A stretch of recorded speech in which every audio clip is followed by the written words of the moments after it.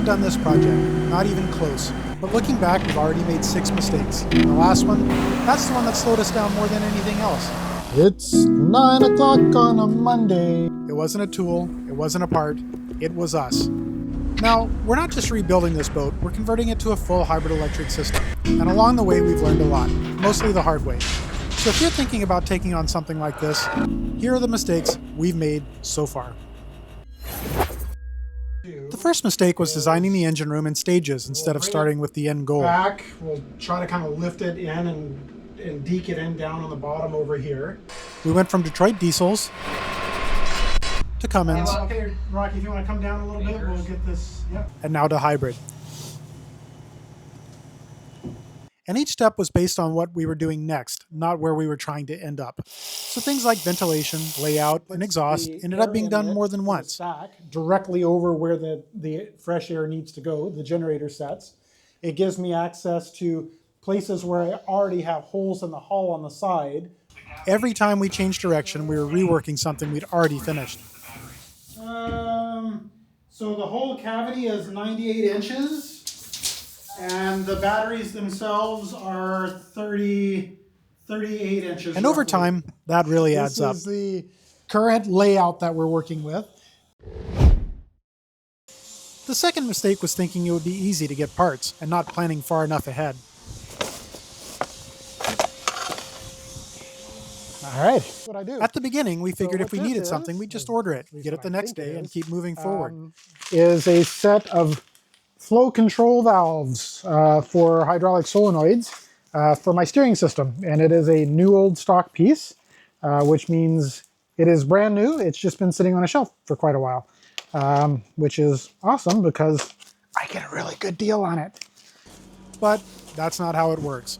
Some parts take time, some take a lot of time, and sometimes the one thing you're waiting on is the one thing holding up everything else. Like metal. Do you know how hard it is to get aluminum I-beams in Vancouver? So instead of making progress, we're waiting. Waiting on parts, waiting on deliveries, waiting to take the next step. And when that happens, the whole project slows down. Now we are planning ahead and trying to order parts that are going to need ahead of time. The third mistake was hauling out way before we were really ready. We could have stayed in Alaska for 2 or 3 more months. We were ready to start working, but the project itself wasn't fully lined up yet.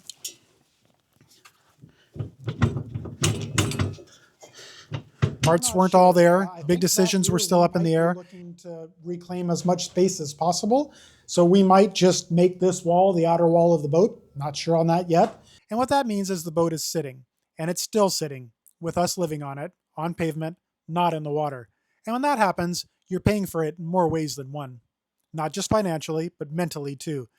We have the motivation, we just don't have everything in place yet. The fourth mistake, and this one's a bit of a balancing act, was taking in too much advice at once. Dick says, check out World War II diesel subs, 4 diesel engines, 2 for charging batteries, 2 for electric drive on the shafts. Yep. I've converted 4 U-boats to serial hybrids with lithium batteries instead of lead acid batteries.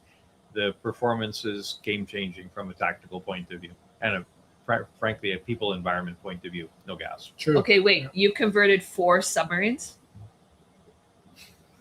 Guys, this is so cool. I'm certain you guys can probably find this somewhere as well. No, No. there's nothing written about that. That No, might be okay. a bit secret.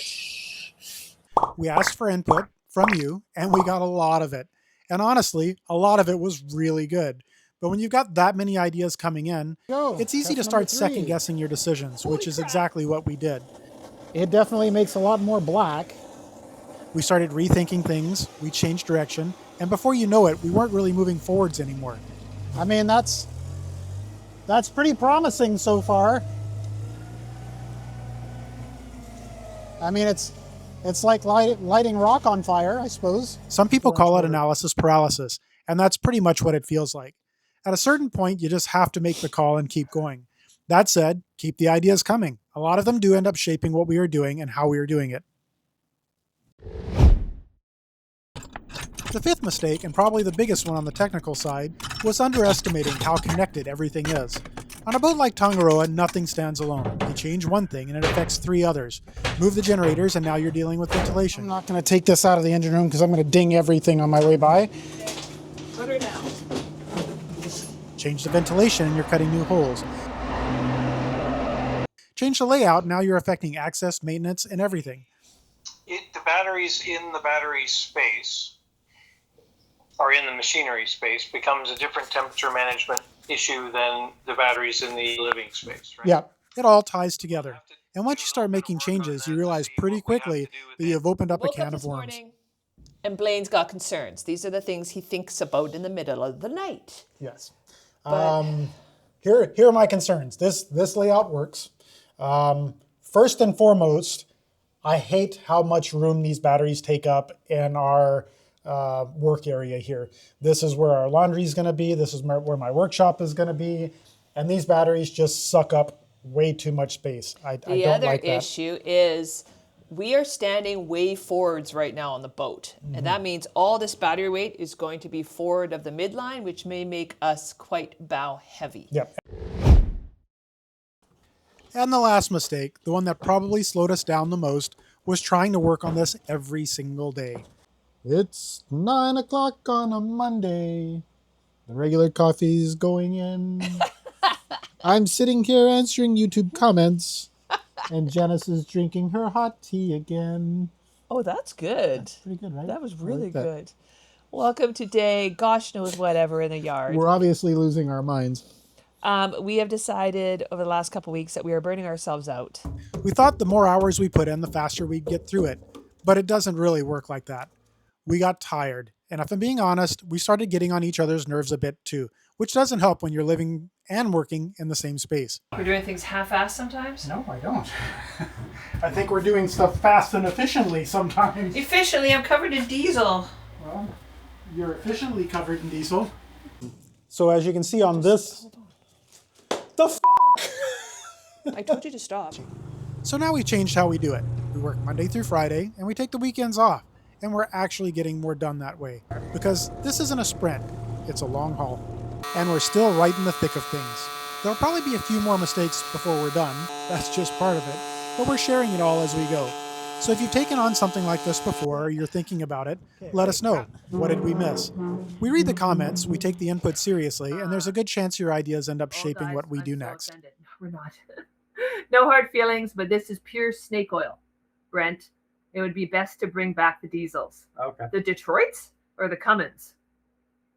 See, this is really funny because when we took out the Detroits, we had a lot of people saying we were doing this all wrong and it was epic fail and this wasn't going to work. And from industry professionals, no less. Yes, the Cummins were absolutely brilliant people. Seriously, 10 gallons to 5 gallons that get up and go. We actually have it on our channel where Blaine did all the tests and everything. Like, I think the biggest Man. thing is a lot of people base their opinions on what they specifically have experience Yeah. with, and they assume that everything is the same, and it's not. Everything's different, and like Brent says, every boat is different.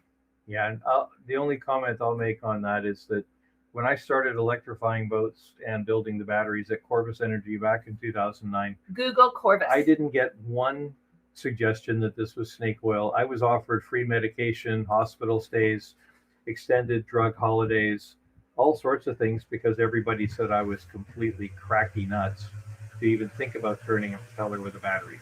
But today, 90% of commercial vessels are designed with battery banks For propulsion. for propulsion. So I get the skepticism, and I'm not offended by it at all. Yep. And in fact, sometimes I would say the skeptics I've worked with have been the most practical advice because you want to show why it's not going to work, and that quite often is a good feature that needs to be built into how it does work. We like having the skeptics because we actually get ideas from you. So please keep watching, please commenting. We really appreciate it. And now you guys know all the mistakes that we made so far on this build. There's been a couple and we're still learning, and I'm sure that we have a few more to make here, but that last one that we had there, learning to actually take some time and relax and not just work all the time, that was a good one.